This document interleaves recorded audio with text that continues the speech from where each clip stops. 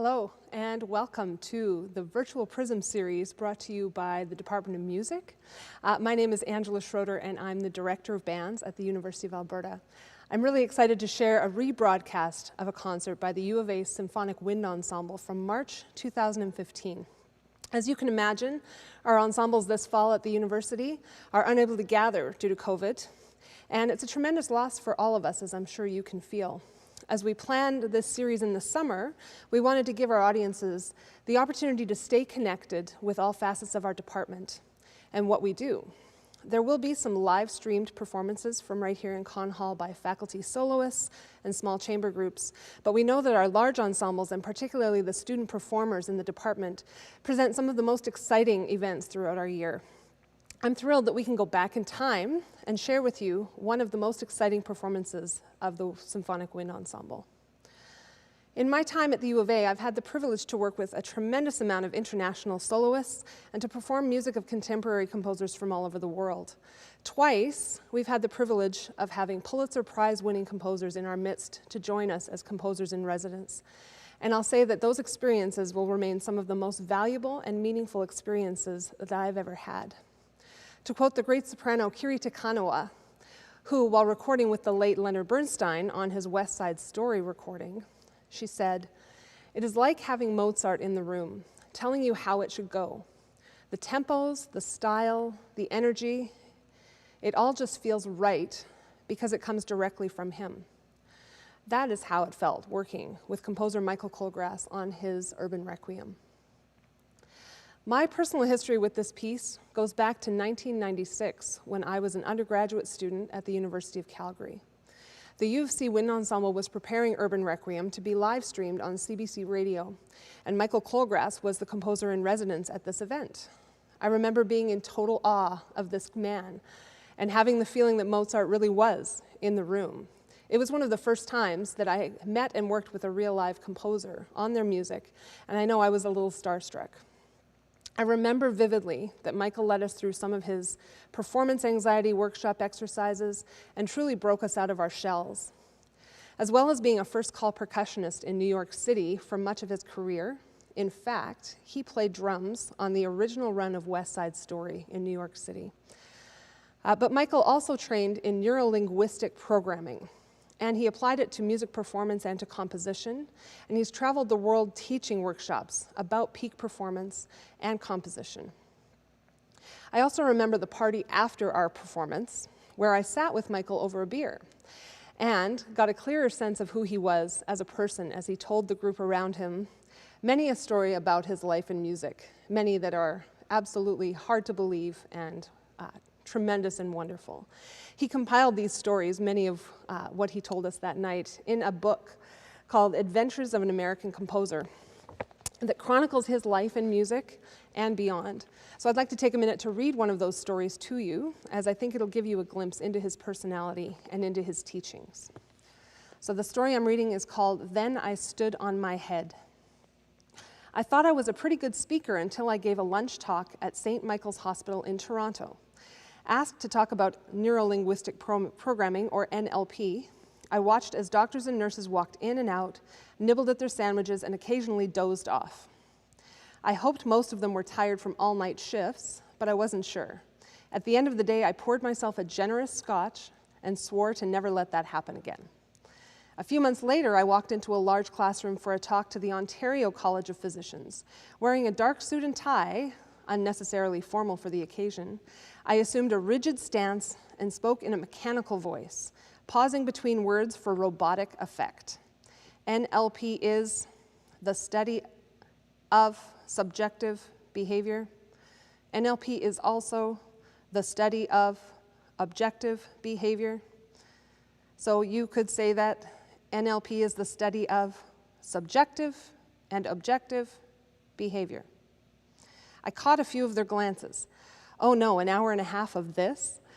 I didn't relent. Droning on, I gradually undressed, loosening my tie, taking off my jacket, dropping my slacks, until I was naked except for a pair of black gym shorts. Then I stood on my head and twisted my body, somersaulting into a shoulder stand. I shifted to the other shoulder, somersaulted again, and rolled around on the floor. Finishing in a headstand, I recited one of my poems.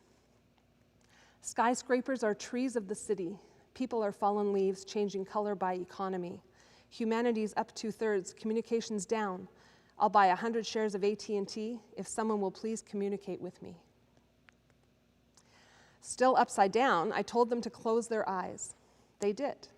I quickly stood up and put on my clothes, an operation I had carefully practiced for speed, combed my hair, sat on a stool, and said, "Open your eyes."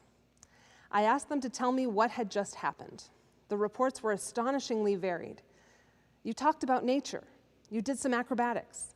You stood on your head with your suit on. You were completely naked. I pointed to a person I knew was visually oriented by the upward movement of his eyes, and he gave a pretty accurate account. Then I called on a more feeling type who recalled only a few details. On the easel, I drew the NLP eye scan chart, showing how people's eye movements reveal whether they are thinking visually, auditorially, or what is called in NLP kinesthetically, feeling related. So eyes up means you're visual, eyes sideways, auditory, eyes down left, internal dialogue, eyes down and right, feeling. To demonstrate, I asked the kinesthetic grad student to sit up front and recount what I had done. I asked the audience to note that his eyes were in the down right position while talking. When I asked him to look up into the visual position and give his report again, he filled in the details he had forgotten before. Me undressing, me on my head, me reciting poetry in my shorts. A lively discussion followed as the doctors and students experimented with different eye positions to see how it affected their memory and learning. I took away my own memory of people engaged in new ideas rather than staring at their sandwiches and dozing off.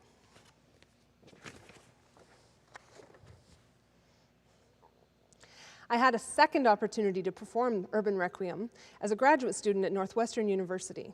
Coincidentally, this performance cycle began after a very quick visit home to Canada, where I discovered that Michael was again in residence. And I attended another of his peak performance sessions. This time it was with dancers. And I had the opportunity to meet him and talk with him again. And as we chatted, he reminded me of one of the exercises I had learned, the spark technique. So for all of you out there, you can try this. During a calm and confident moment when you're feeling good in your life, you take your two fingers, either hand or both hands, and you pinch them together, and you go zzz, zzz, zzz. You imprint the energy from that moment, and it'll always be at your fingertips to remind you. So this is a performance anxiety strategy, for public speaking strategy, etc. And every time I use it, which is often, I'm reminded of Michael, and I'm grateful for the time that I had to spend with him and the lessons that he taught me. So when I invited Michael to join us in 2015, I was both excited but also terrified. This would be my first experience with him as me being the conductor, and I can't tell you how nerve-wracking that is. As you'll see, this is a very complex piece to put together for many reasons, not the least of which is that it is a non-traditional setup of the ensemble with a ton of non-traditional percussion instruments and other equipment. And there are 4 soloists in front of you to lead, as well as traveling soloists that you'll see come to the front of the stage to join the soloists. However, I needn't have been worried because Michael was the most gentle soul and truly a joy to work with. By this time, Michael had suffered from and recovered from a stroke, and was certainly less energized than in our previous meetings. I was somewhat thrown when I took him out for supper one night, and he fell asleep at the table. All I could think was, here I am with Pulitzer Prize winner Michael Colgrass. I wonder if I should wake him up. I didn't, by the way. He woke up all on his own.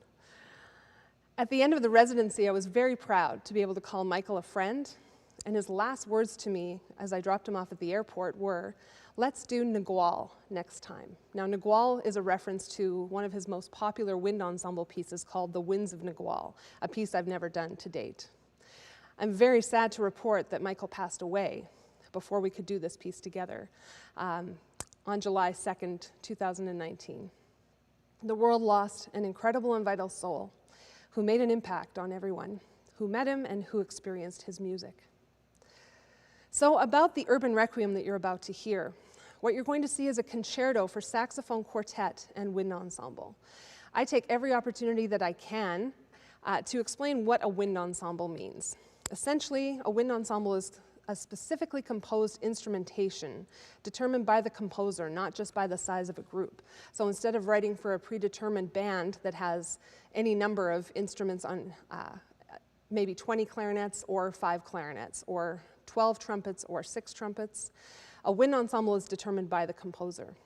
So it could be as few as 7 or 8 players in a group or as many as 60 unique parts. And the biggest point to draw your attention to is that there's only one player per part, making every member of the wind ensemble a soloist. This piece has fewer than normal wind players, but requires extra percussion players, as well as a synthesizer and a harpist, and many non-traditional instruments, including alto flute, pan drums, African djembe, log drums, and drum kit. Various ensemble members physically travel to join the quartet to play a duet or a trio with them at the front of the ensemble, creating an even wider dimensionality to this piece. Each of the solo saxophones is meant to represent a musical neighborhood, and the setup of the ensemble lines up by district. The piece is an ode to the modern urban city and represents the diversity and random impressions that a city can give. Colgrass wrote of the piece, "I thought of our urban areas where the saxophone was spawned and of the tragedies and struggles that occur in this environment daily. But I was also inspired by the energy and power of our cities and the humor inherent in their conflicts. I feel that the saxophone is particularly well suited to express the variety of emotions required for this idea, because it can be not only highly personal and poignant in character, but also powerful and commanding. It can howl like a banshee or purr like a kitten. In short, the saxophone is perhaps more like the human voice than any other wind instrument. In my mind, I heard 4 saxophones singing like a vocal quartet, a music that was liturgical in nature, but with a bluesy overtone, a kind of after-hours requiem." The saxophone quartet that you'll hear represents the incredibly high caliber of our saxophone studio here at the U of A, and they gave an inspired and intense performance. The soloists you're going to hear are from the highest pitched instrument to the lowest. Laura Kerslake played the soprano saxophone. Laura is a Doctor of Music holder in saxophone performance from the U of A, and she now works in the Faculty of Arts Work Experience Office, except right now she's at home as a new mama to a beautiful daughter. Raymond Buree, playing alto saxophone, is the head of winds and percussion at MacEwan University here in Edmonton, and also the conductor of the Edmonton Winds, and he's a very dedicated freelance performer in Edmonton as well. Alison Balchetis plays the tenor saxophone on this recording. Alison is a full-time adjunct professor in the Department of Music and teaches saxophone, chamber music, oral skills, and woodwind techniques, and anything else anyone asks her to do. She also holds a Doctor of Music degree from the U of A. Finally, Kendra Heslett played the bari saxophone. Kendra is a graduate of the U of A and continued her studies at Bowling Green State University, where she received a Master of Music in Performance of Saxophone. She's currently pursuing her education after degree here at the U of A.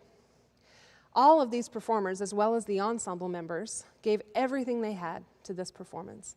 Most notably, in my opinion, is a percussionist named Amanda Chung, who took on the task of learning how to play the pan drum specifically for this performance, and she totally nailed it.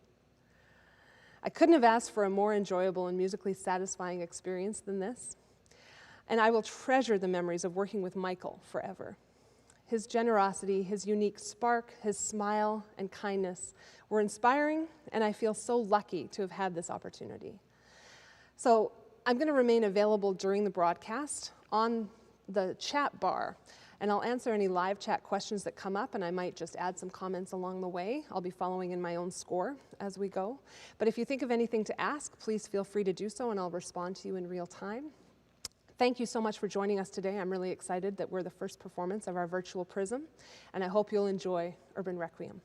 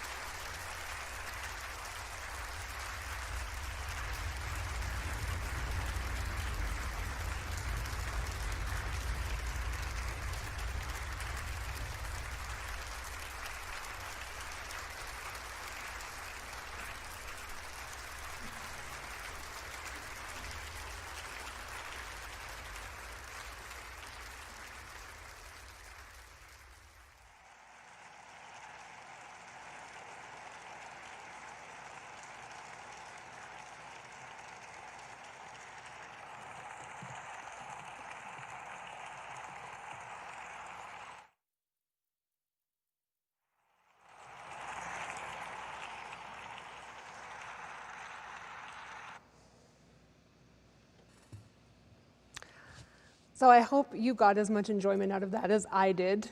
It brought it all back to me in a way I didn't even necessarily expect, and I've been watching the video, but to watch it in real time and to have some comments and to have the soloists here as well, it's very meaningful and lovely.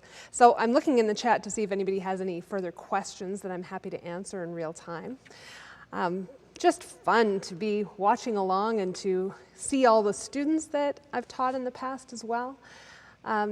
You're all a part of a family. That's what's exciting, is that we can go back and hear all of these things and be reminded of how great our department is, how great wind ensemble can be. It's also striking to note that pieces of 30-minute duration don't exist for wind ensemble. We don't have large symphonic works except in this kind of a medium, because we have to keep our instruments on our faces for so much longer than string players. And so it's hard to do a piece where you have to keep playing for 30 minutes. You get exhausted. It's a different avenue for wind players for sure.